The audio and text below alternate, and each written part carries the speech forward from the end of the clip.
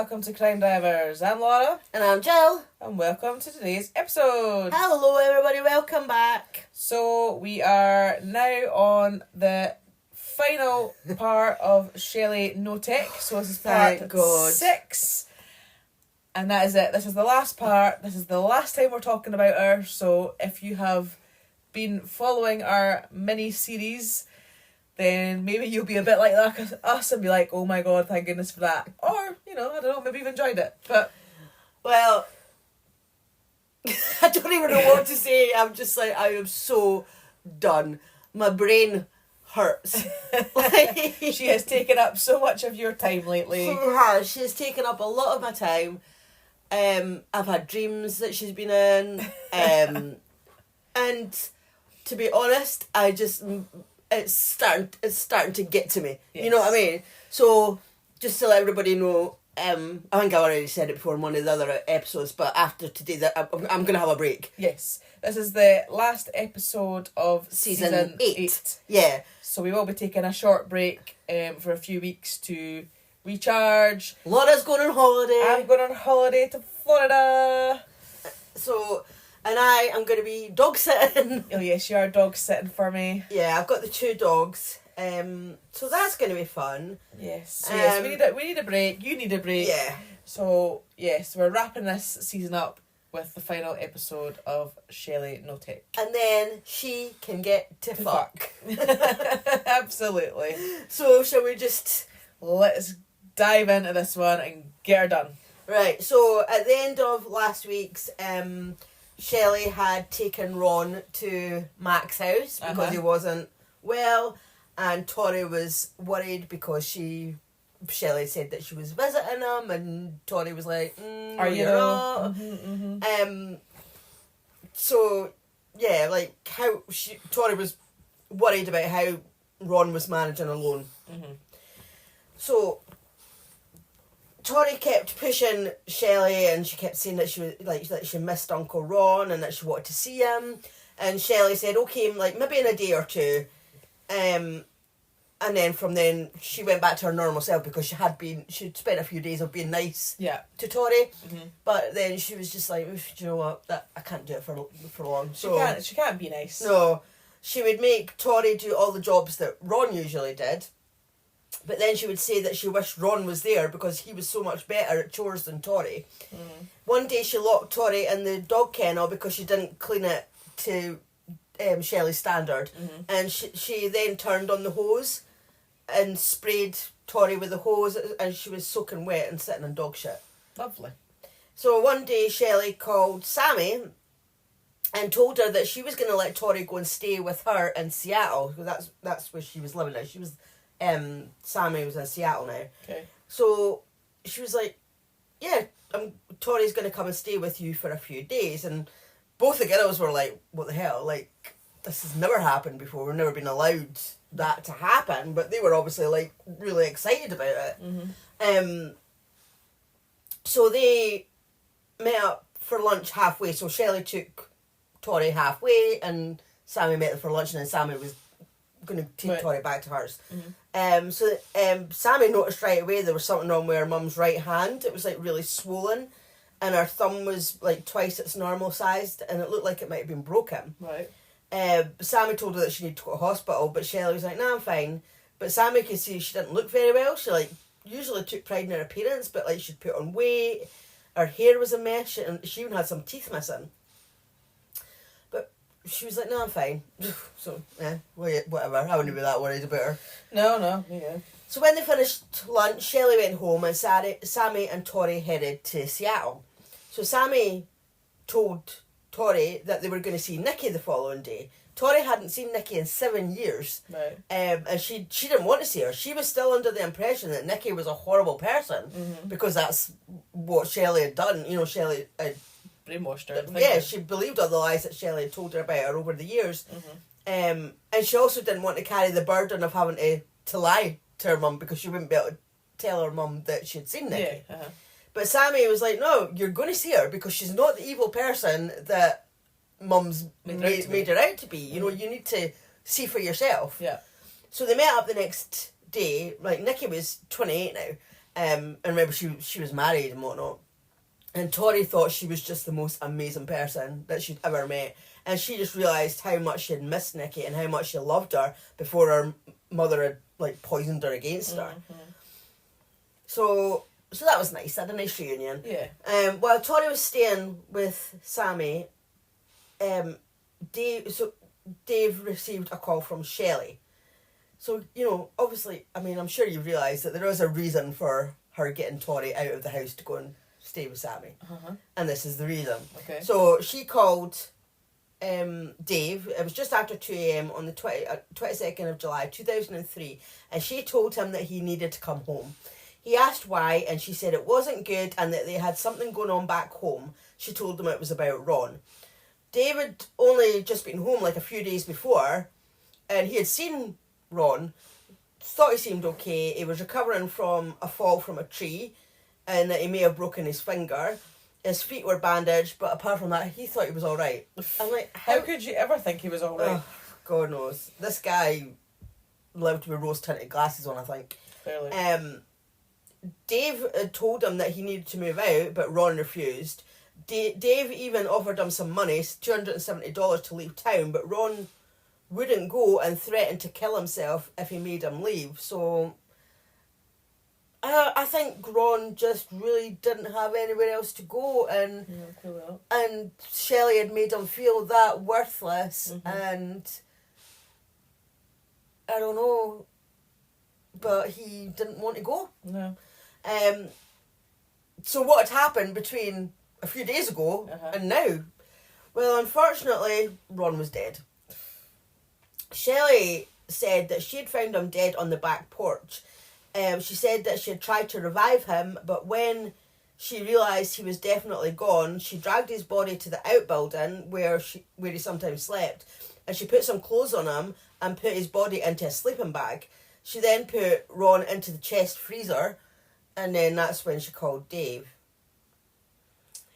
So basically, what she told Dave that Ron had taken his own life. Right. Please tell me David did not believe that. I mean, why after all his knowings of abuse and that, surely he probably doesn't believe that. I don't even know how Ron died, to be honest. But we'll get to that. So Dave hadn't been able to get away straight away. He had to wait until the weekend until he could come home. So Shelley told him that Ron's body was in the freezer, and Dave said that later he had known this was coming because Ron was a troublemaker and he cursed Ron for doing this to Shelley. Oh, fuck off. So he was blaming Ron for being dead and doing this to Shelley. No. Putting Shelley through this. Right, okay. He pulled Ron out of the freezer, telling Shelley that he could handle this on his own. She was so upset that if police saw Ron's body, they would think that she'd been abusing him. But she fucking was. So that's why they couldn't go through the normal channels when somebody dies. You know, Ron had taken his own life, but they couldn't go through the normal channels and call the police and whatnot and say Ron has taken his own life because of he was so injured, and they would blame her for abusing him. Like, well, they'd be fucking 100% right. Yeah, but so Dave was like, well, we can't have that. I can't have people accusing my loving wife of abusing somebody. So Dave told her to go inside and calm herself down, and he would figure out what to do with Ron's body. He's like, your husband's here. I'll figure it out. Don't you just worry your pretty little head about it. That's fucking hilarious. But he couldn't burn it like what he had done with Kathy, because at that moment Pacific County was in the middle of a burn ban because of the like hot dry weather, so they weren't allowed to have fires or anything. So he decided to bury Ron. So he dug a hole, put Ron's body in it on his side, and then he filled the soil back in, and then he put like ash from the fire pit over it, and then he put some fir branches on top. For now, this was just a temporary solution until the burn ban was lifted, and then he would cremate Ron, as he had done with Kathy. Dave later said that it wasn't Shelley's fault that either Kathy or Ron had died. he actually didn't see that she had done anything wrong because, like, he said, quote, "I love her dearly. There's no way she caused any abuse on Ron or Kathy. She just didn't call when Ron passed on. It was just out of fear of what happened in the past. And like I say, my wife worries about everything and she was just looking after her family again. Oh my God. She's just been the protector that she always is. I don't see where she did anything wrong at all." End quote. He's a What fucking idiot. the actual fuck, Dave? Yeah, considering you were like part of the abuse by making them do stuff, Exactly. so go and bury your head in the fucking sand, you twat. Well, he obviously did bury his head in the sand, but that's what I don't. That's what I don't get. He's saying he couldn't have really. He must have just been saying that for. Oh, probably, yeah. Yeah, he couldn't have actually believed that I would, well, because he was part of it. well, exactly. He was part of the abuse that went Yeah. on, so whatever. So meanwhile, Sammy and Tori were having a great time together. They loved spending time with Nikki, and Tori got to see what an amazing woman her sister was, and it made her realise exactly how much bullshit that her mum had told her to turn her against Nikki. But one night, Tori was helping Sammy put some laundry away, and Sammy told her that sometimes Shelley would come into her room in the middle of the night and empty her drawers out, and if she had like a loose sock, it wasn't paired up, she would make her search for it all night until she found it. And Tori told Sammy that Shelley did that to her as well, and Sammy was shocked. Like, every time she went home, she had asked Tori if she was okay, and Tori had always said that everyone was fine. She never told Sammy about the abuse, so Sammy actually did think that she was okay. So she was like, what else has she done to you? And she told Sammy everything. And it was mainly all the same things that she had done to her, Nikki, Shane, Kathy as well, like making her sleep outside, doing chores naked. And Sammy just couldn't believe it, and she asked Tori why she hadn't told her before, and Tori said she didn't know why, but she thought that Nikki and Sammy had had a happy childhood. She didn't realise that they had been through the same as her. So they didn't know that she was going through it. She didn't realise that they'd gone through it. So so that's why they didn't talk about it. And they didn't know. So Sammy then asked Shelley she then asked if Shelley had been doing anything to Ron, and Shelley listed some punishments. She was like, has she done this? Has she done that? Like her mum's favourite punishments. And Tori was shocked. She was like, how did you know that she was doing that to Ron? And so she was like, because mum's done it before. She did it to Kathy. And Sammy told her all about Kathy, because as I've said before, she was a baby. She thought she was still alive. So Sammy told her all about Kathy and what Shelley had done to her, and Tori told Sammy all about Ron and what was happening to him, and they just cried together and realised that they both had the same childhoods. They just hadn't realised. Yeah. So Sammy called Nikki to tell her everything, because, she was under the impression that Tori was fine. So she told her all about the abuse of Tori. Tori was 14 by now, by the way, and what was happening to Ron. And Nikki told Sammy, they're like, we need to get Tori out of that house, but they didn't really know what to do because they'd already been to the place before about Kathy. Nikki had, and they hadn't really believed. Yeah, or done anything on it or acted on it. Exactly. So, and they couldn't just go and take her because she was only 14. So legally, Shelley would be able to just take her back. There was nothing that they couldn't just go and take her. And and obviously they were scared because even if they tried to take her, what would Shelley do to them? Because they knew exactly what she was capable of. So they were kind of like, do you think Tori would be able to just get through it like they did? Just wait it out, which is what they did. They waited it out. So they were like, well, that call was about 2 o'clock in the morning, so they decided to just sort of have a think about it, and they'd speak to each other later. Yeah. So Sammy told Tori that they needed to figure out what to do for the best, and she was like, do you think you could wait till you're 18? That was still 4 years away. Wow, yeah. And Tori was angry and more scared than ever now because she knew exactly what her parents were capable of, and she told Sammy they needed to be stopped. But for now, they just didn't know what to do. So Tori had to go back home when because obviously they'd arranged how long she was staying for. So she just had to go home and she was going to have to act like everything was normal. Yeah. So just before Sammy dropped Tori off at the cafe where they were meeting Shelly, Sammy said, just remember, if she tells you that Ron is gone, that probably means that he's dead. Like if he's taken off and ran away or whatever, probably means he's dead. Yeah. So Tori got into the car and she told Shelly that she had a headache and she pretended to sleep for the entire journey so that she didn't have to talk to her. When they got back, Shelly told Tori that Ron had got a job. Dave and Shelly had come up with a story about where Ron was, if anyone asked, so they decided to say that he had stayed at Mac's house for a couple of weeks and he had been looking for a job. Right. And they were going to say that Dave gave Ron a lift to Olympia and then gave him money to catch the bus to San Diego where he had found work. So Tori knew that Ron was dead. Yeah. You know, she knew what state he was in. Even if he had been at Mac's for a couple of weeks, he still wouldn't have been well enough to be going and looking for a job and whatnot. Shelly straight away told Tori to start doing chores, but she could see that something was wrong with Tori because, you know, she has that spidey sense, doesn't she? Like Shelly. Mother's intuition. So Tori just said that she was like, oh, you know, I'm just not feeling very well, I'm getting a bit of a runny nose. So Shelly said she would give her something for it, and she gave her 2 yellow pills. So Tori called Sammy that night, and when she told her that Shelly had given her pills, Sammy was horrified. Tori said that she'd only taken one, but Sammy was like, go make yourself sick, like throw it back up. Yeah. She told her that Shelly used to give Kathy pills and she would be like a zombie all the time. So Tori was scared and she told Sammy she wanted out. She's like, you have to help me. Our mum is a murderer. I can't stay here anymore. Like, she's giving pills. Like, you know, like Sammy was like, right, okay, like, we'll get you out. We'll think of something. We'll get you out of there.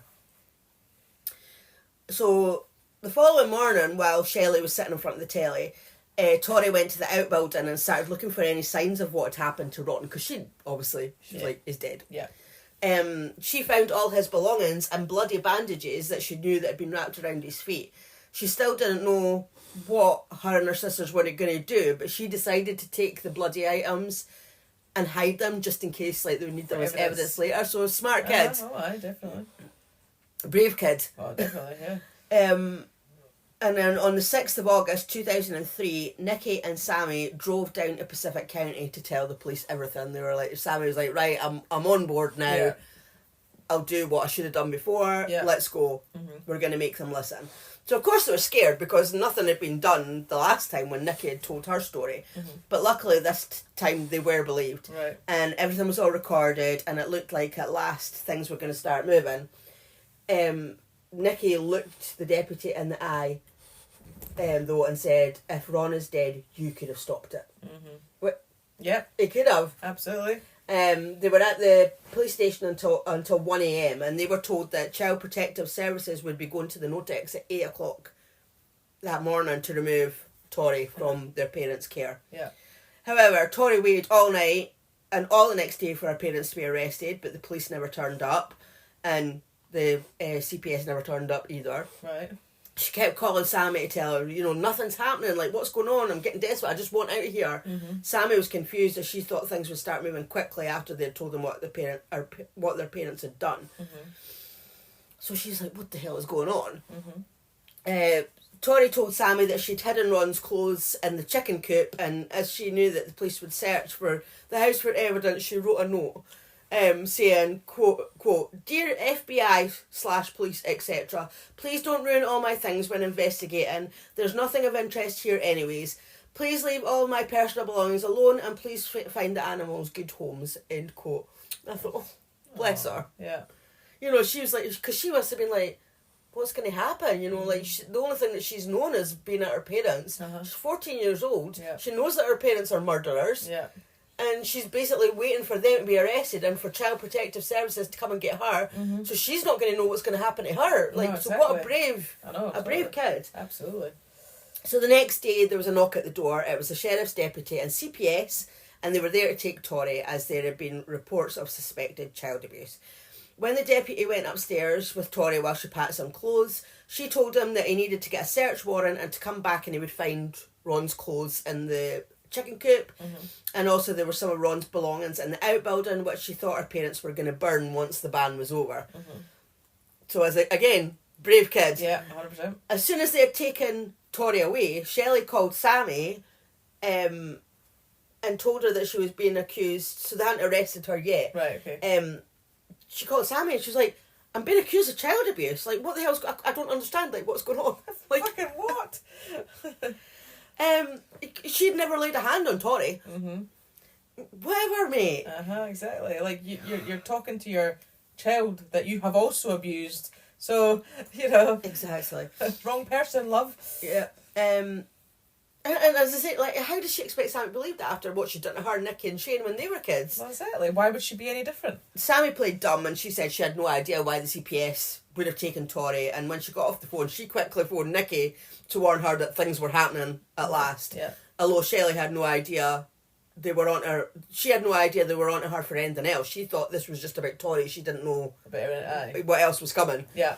Shelley called Nikki next and told her that CPS had been and ripped Tori from her arms for no reason. Yeah, because you're a fucking caring mother, right enough. I don't think Tori was in your arms. Tori was like, yep, let's go. Just let me pack my stuff. See ya. So she told Nikki that the police were out to get her and that Tori wasn't an abused child. She was, in fact, the total opposite. She had been spoiled and had been given everything she ever wanted. Of course, Nikki knew that was bullshit, but she didn't want Shelley to know that herself, Sammy and Tori had, in fact, planned this to happen. So she played dumb, kept her mouth shut. Tori was questioned that afternoon, and she actually played it down a bit about the abuse that she had suffered, because she was scared that there was still a chance that she would have to go back to her mum, you know, because she's like, is this... Would it be like, is this like permanently, like I'm going to be away? Yeah, exactly. Or is her mum going to talk her way out of it and she's going to have to go back? Yeah. She told them that she thought Ron was dead, but she said she didn't know anything about Kathy as she was too young at the time to remember. Yeah. Which is fair enough, because she would only be telling them like Nikki's account and Shelley and Sammy's account. So, you know, it wasn't her place, because she couldn't tell them accurately what had went on. So Sammy and Nikki, they sat all day wondering what was going on. The police wouldn't tell them anything when they called, so eventually Sammy called Shelley. She, just to kind of see what was going on with Tori. So she told her that she wasn't allowed to see Tori and she didn't know what was happening or why. Right. Okay, How? Like, you don't know why, like after everything that you've done? David came home and he didn't seem to have any idea why Tori had been taken away. He was confused, so he decided to go down to the sheriff's office in the morning to see what he could find out. So he took a bag with some of Tori's personal stuff so the CPS would pass it on to her. And Shelley put 2 post-it notes in the bag for Tori to see. The first one said, "What is going on?" And the second one said, "Did you say anything?" And I thought, well, that was a bit stupid, because what if the police and the CPS had looked in the bag and saw those notes? Well, exactly. Like, did you say anything? Although, to be honest, like, I think the police should have looked in the bags and seen, like... Well, maybe they did, I don't know. Like, I just know that's what was said on the notes, but, you know, they maybe did, that's maybe how we know, because... They did actually check. So when Dave was at the sheriff's office, he was asked if he would consent to an interview. And since Dave didn't think that he or Shelley had done anything wrong, he agreed. He was asked if he wanted a lawyer, but he said no, he didn't need a lawyer. He'd never abused his daughter, and neither had his wife. And to be fair, I don't think he actually had done anything to Tori. And he might not have known that Shelley was doing anything to her, but considering what he'd done to the other kids... Well, you know, exactly, he must have known there was a fair chance that she was. But he might have thought that it was different because Tori was actually his child, remember? Whereas Sammy and Nikki, and obviously Shane, weren't his children. So maybe he's thinking, oh, this is our child, this is mine and Shelley's child, so she's not going to hurt my child. You know, maybe. I don't know. But, he never... So, he didn't need a lawyer, he'd never abused his daughter, neither did his wife. But what he didn't realise was that's not what the interview was about. He thought it was about Tori, so that's why he was like, no, I haven't done anything, so I don't need a lawyer because I've done nothing wrong. But the interview was about Kathy and Ron. Oh, right, okay. He told them the same story as him and Shelley had came up with. Kathy had left years ago with her boyfriend Rocky, and Ron had moved away as he had got a job elsewhere. But as the questioning went on, Dave was getting like more and more agitated, and at one point he started to cry. He asked if he could use the toilet, and one of the officers followed him down the hall, but just outside the bathroom, Dave broke down and told the officer where Ron was buried and where Kathy's remains had been scattered after he had cremated her. Oh, so wow. he didn't take much. No. He just crumbled. Yeah. And he sang like a canary. So he didn't point the finger at Shelley. He only told them that he had got rid of the bodies. Right. But of course, officers went straight away to arrest her, and on the day that she was arrested, it was Kathy Loreno's birthday, and she would have been 45 that day. Just still so young, she would have only been 45 that day. That's horrendous. The following day, Sammy and her boyfriend, they'd been out for a meal to celebrate her 25th birthday, although knowing that her parents had been arrested took any enjoyment out of it. Yeah, I bet. So they were like, so let's just go. So they left the restaurant early, and on the way home, Lara, her grandma, phoned Sammy. She paused at first, and Lara just said, "Shane's dead. Dave confessed." So we knew. We knew. I think at first when you first said it, I did think, oh, maybe he has just gone. But obviously, as time went on, I thought, nah, he must be like. I wouldn't have thought he would have abandoned the girls like entirely. So I had to think that he probably was dead. Yeah. To be fair.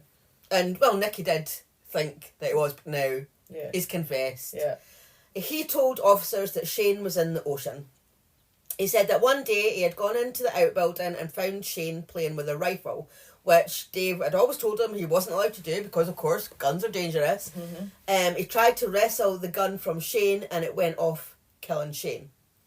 But that wasn't the truth. He eventually did tell the truth later, though, so that's what he told them initially to start with. Yeah. What actually happened was that after Kathy died, Shelley was convinced that Nicky and Shane would tell about what had happened. They were really close, and whenever she saw them talking, she would tell Dave that she was sure they were talking about Kathy, and they were coming up with a plan to tell on Shelley and Dave. Dave kept telling her that Nicky and Shane were family, they were blood, they weren't going to tell anyone, but Shelley just kept going on and on and on about it. She would even phone him at work saying, like, they're gonna tell. She was just getting so paranoid about it, which is understandable. You know, you've murdered somebody. Dave thought that the weakest link was Shane, so if anyone was going to tell, it would be him. They were convinced that Nicky wouldn't, and Nicky didn't until later. Yeah. So when Shelley told him that they had to get rid of Shane, like, Dave just knew there was no point in protesting. Like, whatever Shelley wanted, Shelley got. He knew what Shelley was saying. To keep the rest of the family safe, he would have to eliminate Shane. He really didn't want to. He thought of Shane as his son, but Shelley told him it had to be done. So as it turned out, Shane had been ready to do something about Shelley and Dave. He had shown Nicky photographs that he had of Kathy. He had stolen them from Shelley. They were like Polaroids. She was naked and bruised all over. I don't know why Shelley had photos. Like that's evidence. Like, there's a chance somebody might find out why are you taking photos, but she did because, well, murderers are stupid, aren't they? So Shane had found these photos, and he was planning on taking them to the police and tell them that Shelley and Dave had murdered Kathy. So Nicky agreed to stick by Shane, and they would go to the police together, but Nicky was worried that they wouldn't believe, and she was terrified about what would happen to Sammy and Tori. Like, would they be separated? Like, would they have to go and live with strangers? And that night, Nicky couldn't sleep. She kept going over and over in her mind about what the consequences would be of telling on their parents. And she realised she didn't want Shane to go to the police after all. So she actually went to Shelley in the morning, and she told her that Shane had the photos of Kathy. Oh, so you think she could have had a sort of... And of course, Shelley flew into a rage, and Nicky immediately was like, what have I done? Why did I tell her? I shouldn't have told her that. She hadn't told Shelley that Shane was planning on taking the photos to the police. She had just said that he had them, but that was enough. Yeah. So I think she just wanted to stop Shane from going to the police, so she maybe thought get punishment. He would just get punishment and he wouldn't go to the police, Yeah. So Shelley told Dave to get home and they had to find the photos. Nicky had told Shelley that they were in a teddy bear in his room, but when Dave went looking, the bear wasn't there. He and Shelley looked everywhere in and out of the house, but neither found the photos. Later, Nicky heard shouting in the woodshed. She could hear both of her parents, and in between their yelling, she heard a yelp coming from Shane, and she said it sounded like an animal being beaten. The next time Nicky saw Shane, he was covered in bruises from head to toe, so they'd kicked the absolute shit out of him. So she probably thought that was it. Yeah, he's had his punishment. He's not going to go to the police now because they're beating him black and blue. Yeah. But then that was when Shelley told Dave that Shane had to be eliminated. She told him that Shane was responsible for killing Kathy, so he deserved to die. Alright then. Dave kept putting it off, telling Shelley he was trying to think how to do it, but he was hoping that she would change her mind, but she never did. She just kept on and on and on. I'm telling him that he had to do it. So 6 months later, one night in February 1995, Dave grabbed his gun. He went to the outbuilding to find Shane. He opened the door and the light went on. When you open the door, the light automatically goes on, and he just aimed his gun and shot his nephew in the back of the head, and Shane died instantly. Fuck's sake. That poor kid. When he went back inside and told Shelley that he had killed Shane, her mouth dropped in shock, as if she hadn't been telling him for the past 6 months to do it. She was like, "You did what? You killed our nephew? Like, why? Why did you kill our nephew?"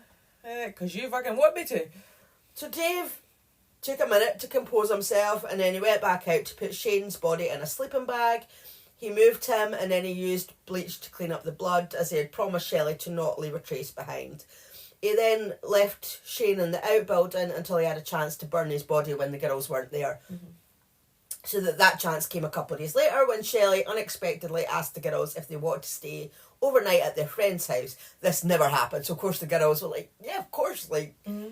Let's so they went and stayed at a friend's house. So Dave burned Shane's body all night and into the next morning, and when the ashes had cooled down, he gathered them up and took them to the beach and put them in the sea, as he had done with Kathy's remains. And they never did find the photos that Shane had hid, so he never did have the proof. He'd obviously hid it pretty well. Yeah. You know, and maybe them just beating him up would have stopped him potentially from going.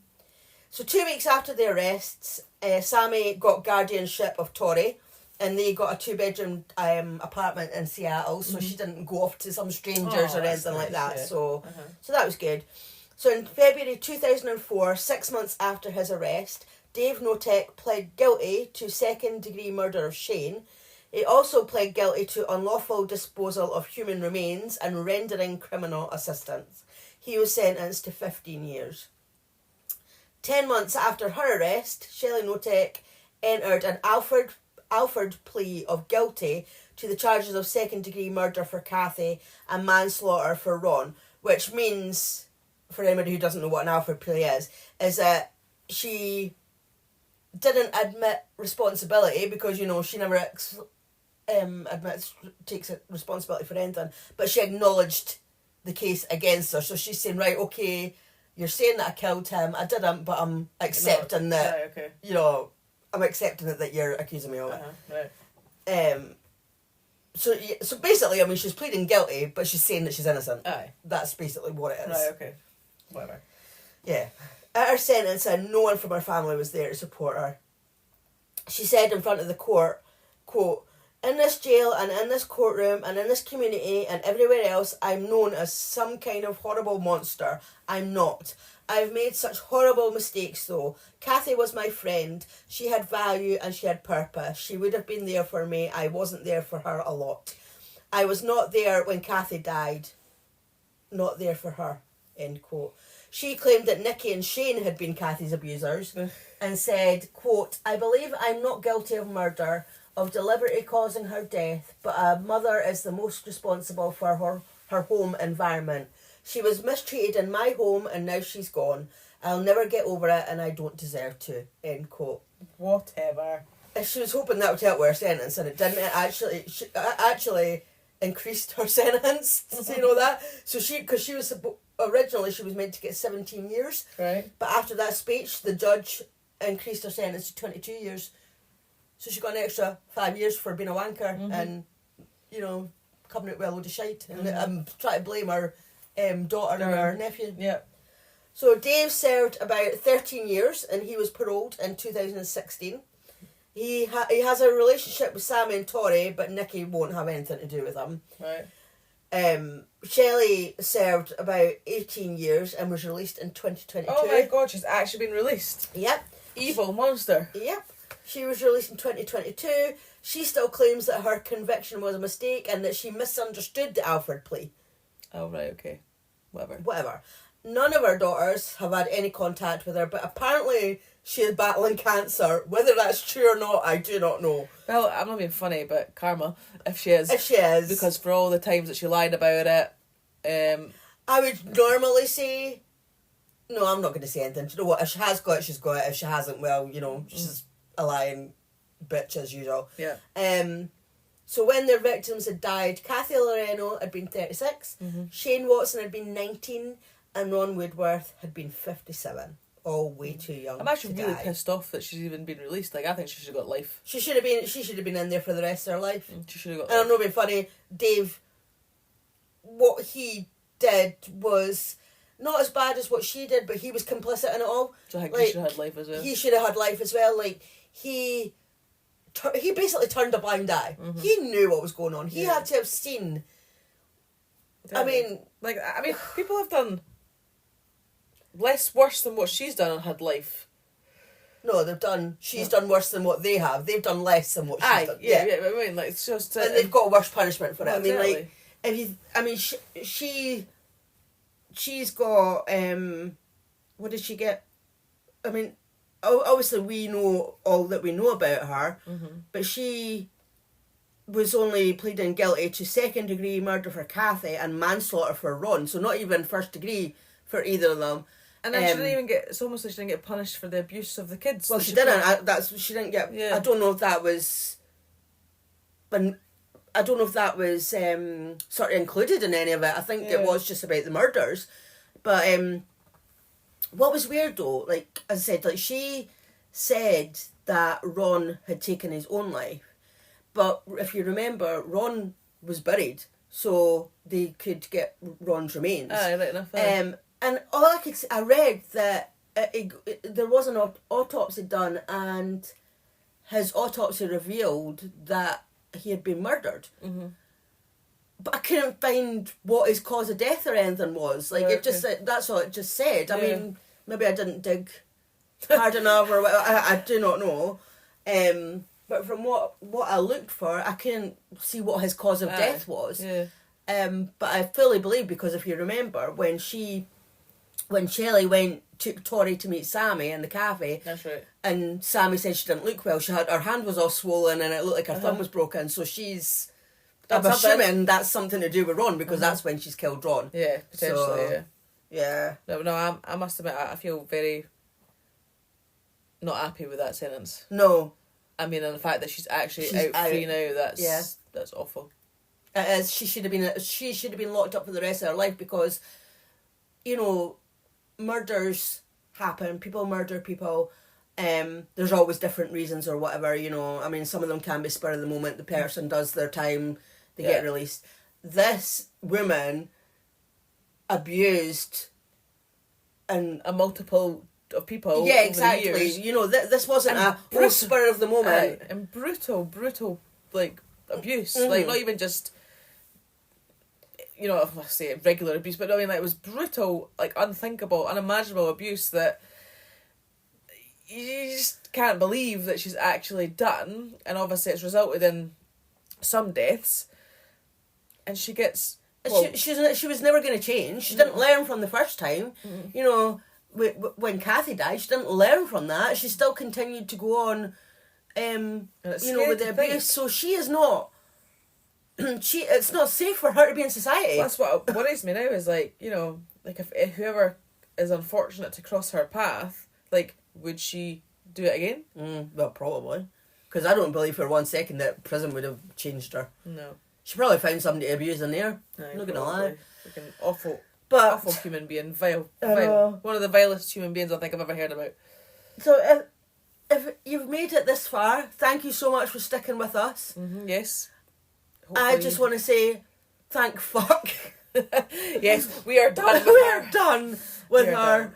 But as I say, I think it was, you know, an important series to sort of say, because you couldn't just condense that into like 1 episode or 2 episodes. It had to. Can you imagine trying to put all that in one exactly. episode? I think it had to have been a little mini series because it was all relevant. It all had to be, you know, relayed out there. So just to show exactly what kind of horrific person this woman is. Exactly. Her, Dave, you know, just. Yeah, I've got no sympathy for him. No sympathy whatsoever. I really do hope that the kids are now living happy and a good settled. life, and obviously, you know, good that they don't have any contact with her at all. But yeah, she's a horrible woman, and I never want to hear her name again. Right. Well, shall we just end that there then? Yes. But before we go, we shall say that this, obviously, again, it is the end of season 8. So thank you very, very much if you have been listening to us throughout this season and our seasons before. We're going to take a well-earned break. But we won't be having a break from Patreon. I've already written the episodes and we're going to record them. So that for our carry Patreon, on as normal. Yeah, so for our Patreon members, your bonus episodes will still be there.